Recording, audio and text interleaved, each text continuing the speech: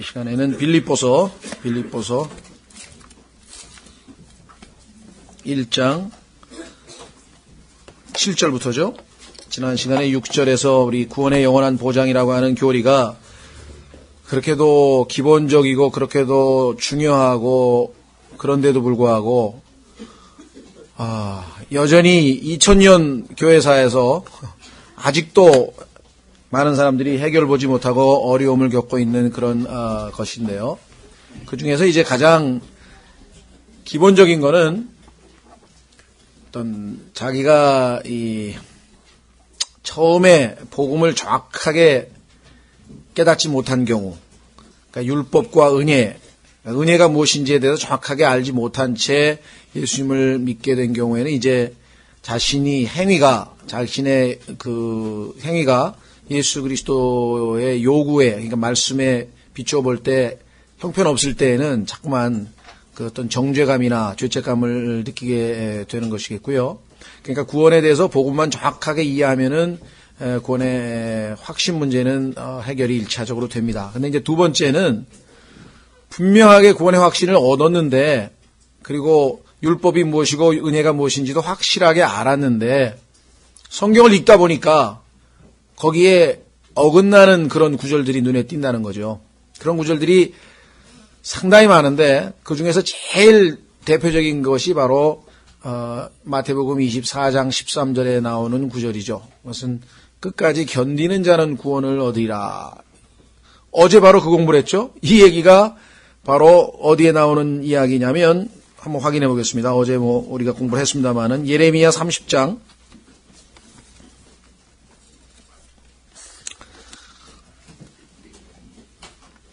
예레미야 30장에 보시면 야곱의 고난의 날들에 대한 이야기가 나옵니다.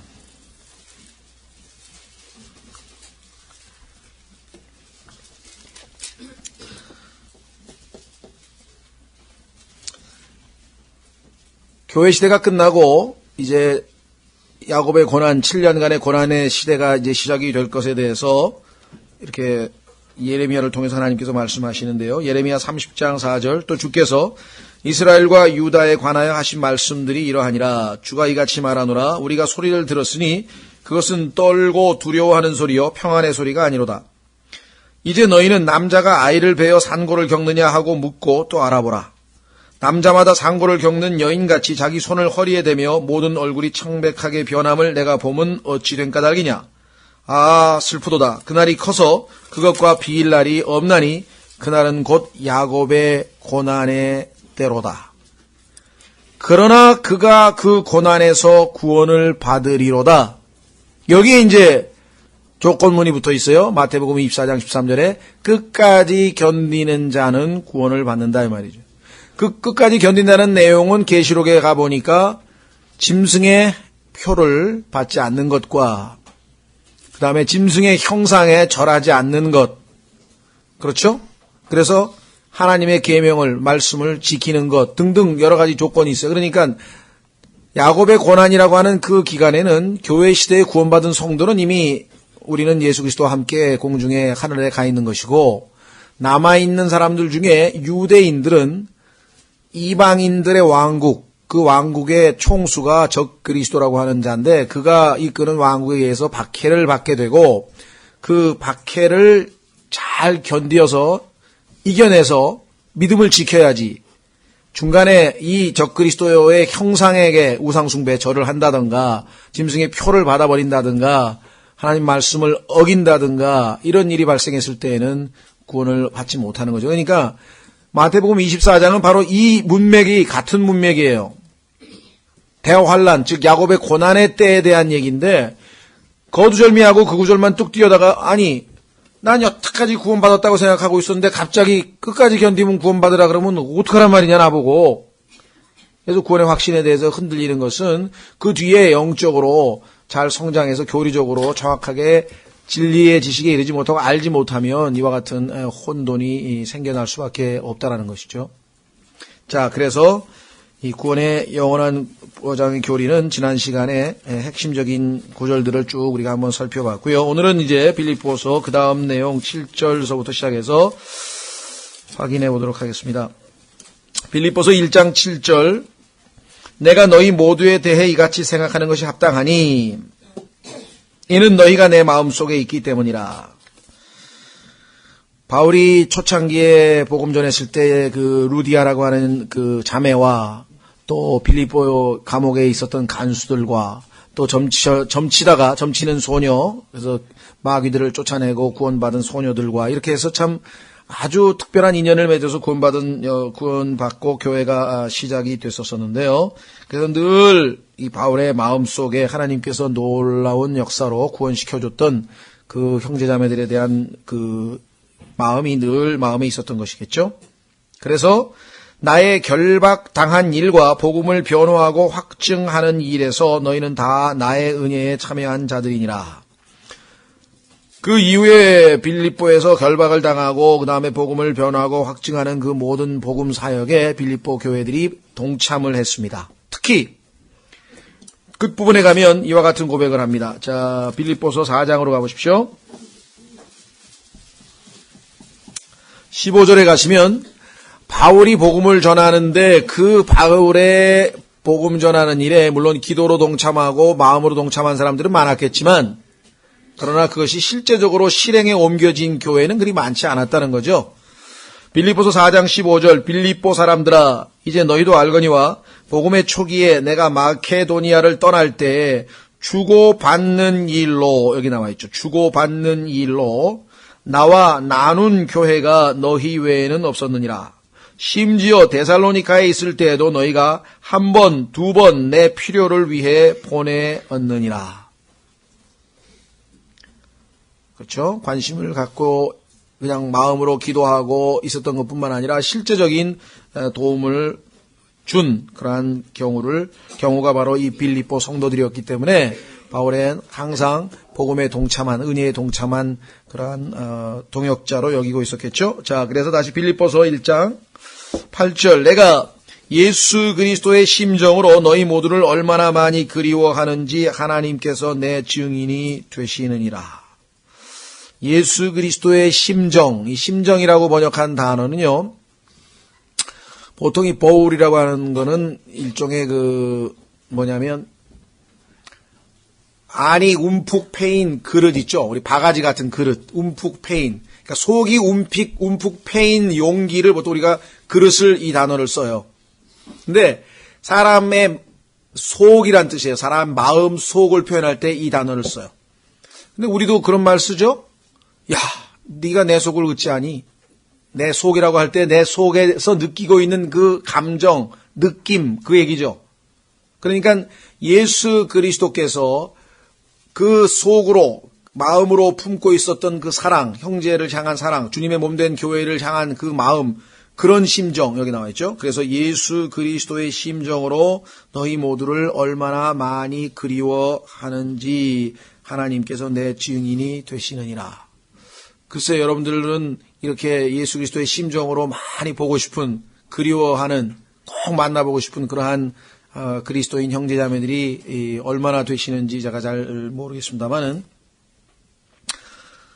바울은 참 한 사람 한 사람 자기를 통해서 하나님께서 구원에 이르게 하신 사람들에 대해서 늘 마음에 품고 항상 잊지 않고 기도한다고 지난번에도 이야기를 했었었죠. 4절에 보니까 너희 모두를 위하여 기도할 때마다 항상 기뻐하며 간구함은 3절에는 내가 너희를 기억할 때마다 나의 하나님께 감사를 드리며.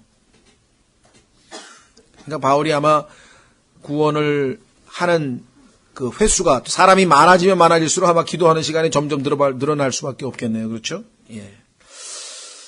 자, 그래서 드디어 이제 9절에 바울이 빌립보 성도들을 향해서 기도를 합니다. 그런데요, 9절, 10절, 11절 이렇게 보시면 이제 기도를 하게 되는데 에베소서에서도 우리가 1장에서 바울이 기도하는 내용을 한번 봤고 3장에서도 기도하는 모습을 한번 봤고 또 여기도 있고 또 골로새서도 있고 이게 기도하는 것을 보면요. 얼핏 보면 상당히 추상적인 기도를 하게 됩니다. 구체적으로 우리처럼 하나님 내일 당장 난 지금 100만 원 있어야 되는데 100만 원 어떻게 좀 해 주십시오. 뭐 이렇게 기도를 한다든가. 나 지금 병 걸렸는데 병 좀 고쳐주십시오 한다든가. 직장에서 다음 달에 승진 시험이 있는데 꼭 붙여주십시오라든가. 뭐 이런 그런 기도가 잘못됐다는 게 전혀 아니고 그 간구도 중요한데 그렇죠? 그러나 그거는 아주 단편적인 거거든요. 그러니까 근원적인 거를 갖다가 바울은 항상 기도한다는 거죠. 근원적인 거. 그렇죠? 우리가 어떤 사람이 뭐 얼굴에 뭐라나요? 이게 뭐 종기가 났다든가 뭐 여드름이 났다든가 뭐가 나면은 우리가 뭐 보통 요즘에 연고 같은 거 바르잖아요. 그렇죠? 뭐 그 순간에 증세가 없어질 수 있지만 사실은 그것은 몸 안에서 뭔가 그 신체의 기능이 정상적으로 뭐가 잘못돼가지고 바깥으로 이렇게 표현이 나타났을 거 아니에요. 그러니까 원인 치료는 사실 내부의 어떤 원인을 찾아내서 치료를 해야 안 나오지. 만약에 바르면 그 순간에 없어졌다가 좀 이따 또 나타나고 바르면 또 나타나고 이렇게 해야 되는 거나 마찬가지. 그래서 우리가 당장 우리에게 필요한 것 기도해야죠. 그게 돈이 됐던 그게 뭐 승진이 됐던 그게 아니면 뭐가 됐든 간에 그 기도를 우리가 당연히 해야 되는 거지만 더 중요한 거는 근원적인 기도, 근본적인 기도. 그래서 내 자신이 바뀌어버리면 구체적으로 하나하나 일일이 기도할 필요 없는 기도도 상당히 많다는 거죠. 자, 그래서 지금 바울의 또 다른 기도가 여기 나와 있는데요. 한번 우리가 보겠습니다. 내가 이것을 기도하노니 기도 내용이네요. 첫 번째, 너희의 사랑이 지식과 모든 판단에서 더욱더 풍성하여. 자, 사랑이 너희에게 더 많기를 바란다. 그런데 어디에 있어서 사랑이 많기를 바라느냐? 첫 번째는 지식이에요. 지식. 두 번째는 판단이에요. 세 번째는 10절에 보면 입증하는 거예요. 너희가 뛰어난 것들을 입증하며 그리스도의 날까지 신실하고 실족거리가 없는 사람이 되며 그랬죠? 자, 그러니까 여기에 보시면 바울이 첫 번째는 지식에 있어서 두 번째는 판단에 있어서 얼마나 논리정연합니까? 뭐를 알아야 지식이 있어야 올바른 판단을 할 거 아니에요. 그렇죠? 뭘 모르면 판단이 흐려지는 거죠. 잘못 판단할 거 아니에요. 그러니까 하나님과 관련된 일에 있어서 영적인 일에 있어서 신앙생활에 있어서 우리의 삶에 있어서 뭔가 정확하게 진실을 사실을 알아야 그 다음에 올바른 판단을 내릴 거라는 거죠. 그렇죠? 예. 그러고 나서야 우리가 뭔가 입증할 수가 있겠죠. 그래서 이 세 가지 그 순서가 우리의 신앙생활에 어떤 결정을 내리는 과정과 일치하고 있다는 것을 우리가 좀 확인해 볼 수가 있습니다. 그런데 문제는 지식, 판단, 이거는 올바른 거고 좋은 건데 지식과 판단은 때로는 너무나 차갑다 이게. 그렇죠? 너무나 냉정하다 이게.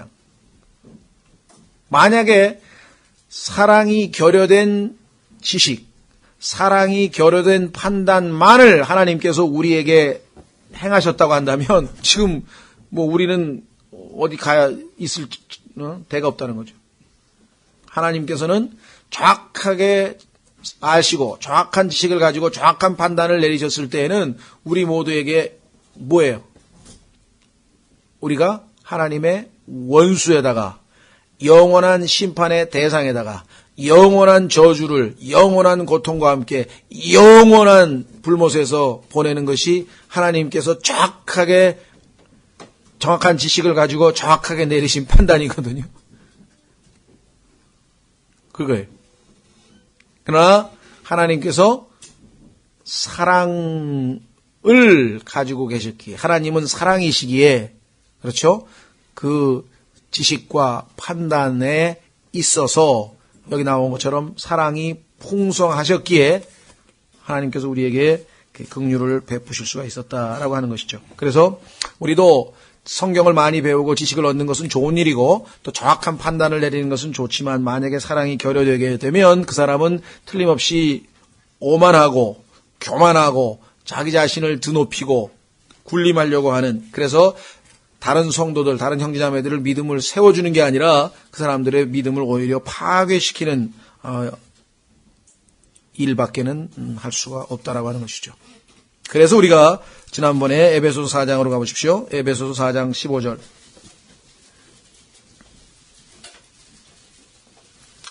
에베소 4장 15절에 가시면 오직 사랑 안에서 진리를 말하여, 이렇게 되죠. 사랑 안에서 진리를 말하여. 우리 주변에는 정확하게 교리를 알고 정확하게 그러니까 지식을 갖추고 있고 정확한 판단을 내릴 수 있는 분들이 많이 있습니다.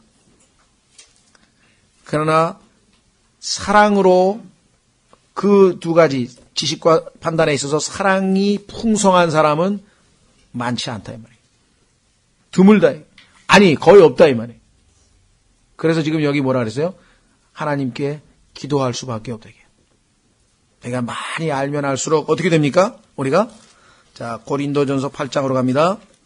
여러분과 제가 조심해야 될 것은 열심히 아까도 우리 오전 시간에 얘기한 것처럼 진리의 지식에 이르고 열심히 진리를 배우는 것은 굉장히 좋은 일이긴 하나 그 진리 자체는 아담과 같은 성품을 지닌 우리들에게 항상 문제거리를 던져준다 이 말이에요.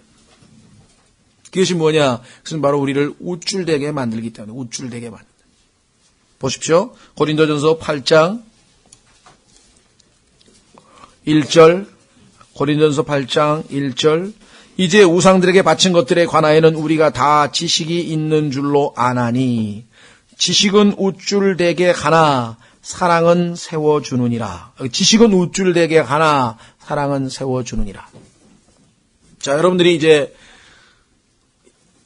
교회 생활을 하다가 뭐 장로교회를 다니든 어디를 다니건 뭐 이렇게 해서 열심히 신앙생활 할 때에는 크리스마스 때마다 뭐 가족들이 모여서 기도도 하고 파티도 하고 막 추리도 달고 막 예수님의 탄생을 축하한다고 했다가 어떻게 하다가 진리를 알게 됐어요. 그래서 킹제임스 성경 쓰는 교회에 와서 교회사를 공부해 보니 예수 그리스도의 탄생은 12월 25일이 아니고 9월 아니면 10월인다고 하더라. 정확하게 성경에는 안 나와 있고 하나님께서 정하신 것을 초점을 맞추신 것은 예수 그리스도의 죽음이지 예수님의 탄생이 아니다.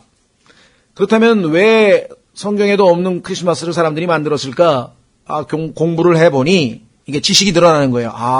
그게 로마 가톨릭 교회의 콘스탄틴이라고 하는 황제가 기독교라고 하는 이 종교를 가지고 로마를 정신적으로 통일해서 통치 이념으로 그래야 잘 다스릴 수 있으니까 우리나라 불교를 신라의 통치 이념으로 삼고 유교를 조선의 통치 이념으로 삼았을 때 국가를 통일하고 안정시킬 수 있듯이 기독교를 가지고 로마 제국을 통치하는 게 훨씬 수월하겠다. 왜? 기독교 자꾸만 사람들이 많이 늘어나니까. 그래서 모든 이교도들, 뭐 주피터를 섬기든, 뭐 바쿠스를 섬기든, 뭐 아슈타롯을 섬기든 모든 이방 종교를 섬기는 자들에게 개종을 국가에서 권면했다 이게. 기독교로 개종하는 자들에게는 황제 폐하께서 금화 20냥과 비단옷 한 벌을 선사하신다. 그리고 일요일마다 놀게 해준다. 쉬게 해준다.